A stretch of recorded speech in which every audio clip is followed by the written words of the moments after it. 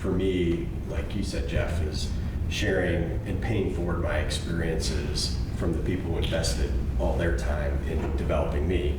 And I think one of our teammates said it last night at dinner when he said, I'm trying to help them avoid all the mistakes and errors I made as a leader. I don't want them to have to live through that. I don't want them to make the same mistakes. So as part of being vulnerable is, I think I share more failure than, here's the recipe for success. It's usually don't do this because I learned the hard way. Yes. And I think that's where I get a lot of joy is in sharing those things, knowing that I've steered them away from that pothole or that pit to not fall into as a leader, because we've all had those moments, and you look back and go, I don't want anyone to ever have to feel that or experience that. And that's one of the things that I really enjoy is making sure that I've given some of those words of wisdom and tools to not do what I did.